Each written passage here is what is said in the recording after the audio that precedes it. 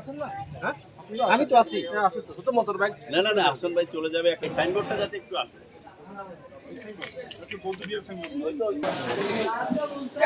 দেখেন নাম যদি আমি বলছি আমার থেকে নেবেন আমার থেকে কম হবে না।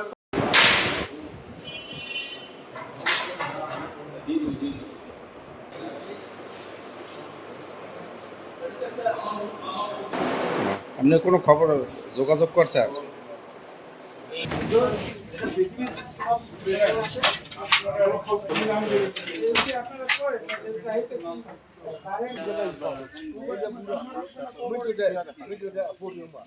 নকশা দিয়া হ্যান্ডে পুরোটা করে দেন হেড আমরা যাই হোক এটা জমির সমস্যা সেটা আগে নির্ধারণ করেন দলের পক্ষ নিয়ে দেখেন তাই না আপনার সব বিষয় বলবেন কি সমস্যা আছে এবং গাছ লাগাইছে তাহলে আপনারা তাকে কি ওদেরকে বাধা দিচ্ছেন? বাধা দিচ্ছে, আমরা তো মানা করি।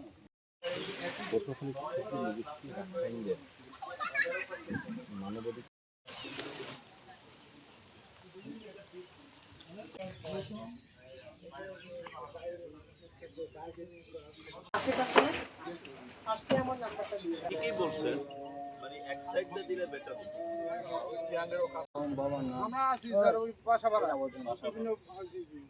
তো এখন এইটাকে এখানে শ্মশানে লইয়া একটু কারু ছিল মুসলমানেরা একটু গাছ বুছ লাগাইছে, মানা করছি শোনে না।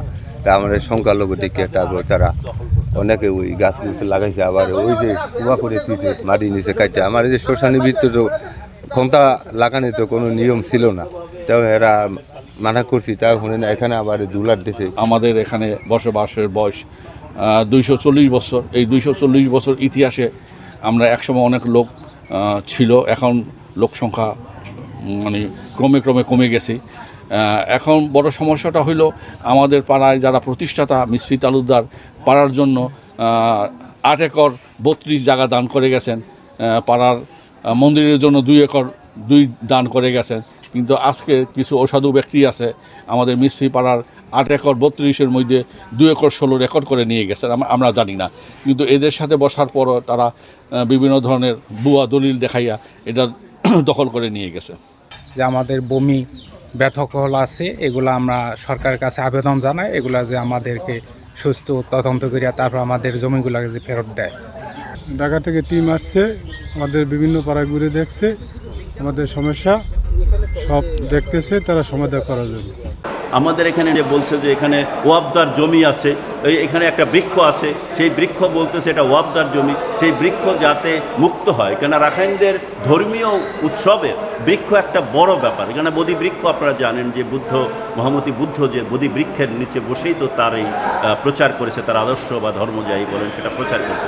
কাজে আমরা সরকারি উঁচু পর্যায়ে কথা বলব এবং আমরা এই সমস্যা সমাধানের জন্য ইনভেস্টরদেরকে আহ্বান করব যে আপনারা এখানে যেমন বড় বড় এখন যে শপগুলো আছে সেখানে রাখাইনদের যে উৎপাদিত পণ্য সেই পণ্য যাতে প্রদর্শন হয়। রাখাইনদের ফুড একটা বড় ব্যাপার, আমরা পিঠা খেলাম এবং অন্য যে ফুড আছে সেই খাদ্য যাতে আমরা মেইন স্ট্রিমিংয়ে প্রচার করতে পারি। অর্থাৎ একটা সামাজিকভাবে একটা কাজ আছে, মানবাধিকার দিক থেকে আছে, আর সরকারের কাজটাই হচ্ছে এখানে গুরুত্বপূর্ণ। সরকার যদি এখানে ইনভেস্টমেন্ট না করে তাহলে তো এটা হবে না। আজকে এই যে জাদুঘরটা আপনারা ঢুকলেন, 2 বছর আগে এই জাদুঘরটা ছিল না। এই জাদুঘরটা হয়েছে, আপনার সাংবাদিক বন্ধুরাও কিন্তু কিছুটা তথ্য এখানে পাচ্ছে।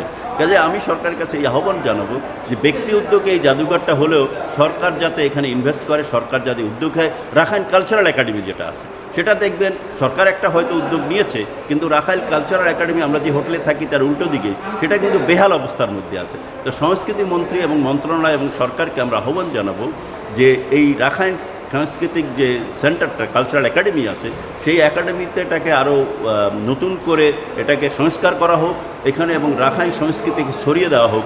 এই রাখাইন সংস্কৃতি দেখার জন্য টুরিস্ট আসবে। ধরেন প্রতিদিন যদি 2টা শো থাকে বিকালবেলা যে রাখাইনটা এখানে দেখবে, টিকিট কেটেও কিন্তু সেখানে টুরিস্টরা ঢুকবে। টুরিস্টরা শুধুমাত্র সমুদ্রের পাড়ে দাঁড়িয়ে থাকতে আসছে না, এখানে সমস্ত জায়গা তারা দেখতে আসে। আপনারা জানেন এখন স্পট ঠিক করেছেন, আমি দেখছি ভ্যানের ইনকাম বেড়েছে, ভ্যানওয়ালার ওই স্পটে নিয়ে যায়। কাজেই রাখাইনদের নিজেদের আয় বৃদ্ধির জন্য এই ধরনের ডাইভার্সিটি আনতে হবে, তার পেশাগত যে ডাইভার্সিটি আছে সেগুলোর প্রতি নজর দিতে হবে। সরকারের এখানে একটা বিনিয়োগ সুদৃষ্টি খুবই দরকার আমাদের পর্যটন শিল্পকে উন্নত করার জন্য।